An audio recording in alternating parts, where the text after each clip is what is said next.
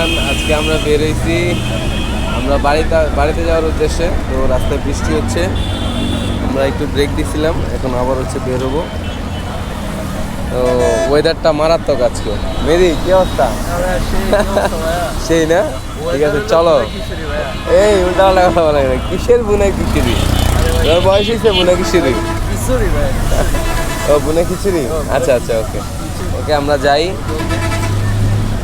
সবাইকে অগ্রিম ঈদ মোবারক। আজকে আমি যাচ্ছি হচ্ছে বাড়িতে। ঈদের ছুটিতে আমাদের হচ্ছে দোকান বন্ধ করে বের হয়েছি একটু আগে। তো আরও আগে যাওয়ার কথা ছিল, কিন্তু আসলে বৃষ্টি হচ্ছে, যার কারণে আর কি বের হইতে দেরি হয়েছে। এই যে এখনও দেখেন রাস্তার অবস্থা। আজকের ওয়েদারটা খুবই সুন্দর, কিন্তু মাঝে মধ্যে বৃষ্টি পড়তেছে, এই জন্য একটু ঝামেলা হইতেছে। বৃষ্টি দিয়ে আসলে বাইক রাইড করা, সাথে জামা কাপড় ভিজার ব্যাপার থাকে, ব্যাগ ট্যাগ আছে, এগুলার ব্যাপার থাকে, যার কারণে হচ্ছে একটু ঝামেলা। যাক, আলহামদুলিল্লাহ সুস্থ সবলভাবে বাড়িতে যেতে পারলেই হয়।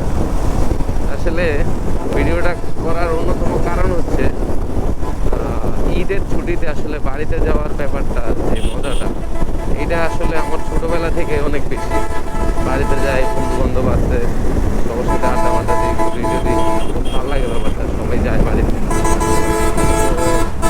এটা আসলে ঈদের ছুটিতে বাড়িতে যাওয়ার ব্যাপারটার আনন্দ কিন্তু আমাদের অল্প বয়সী ছেলে মেয়েদের ক্ষেত্রে ব্যাপারটা কিন্তু ওইরকম না। কারণ যারা বড় আছে, মুরব্বী, আমি আমার দোকানে অনেক কাস্টমার দেখি, খুবই এক্সাইটেড। অনেকে ধরেন কাজ আছে কিন্তু কাজ করে না, যে বাড়িতে চলে যাবে। আসলে ব্যাপারটা মানে সবাই একইভাবে ফিল করে ঈদের ছুটিতে গ্রামে যাওয়ার যে বিষয়টা।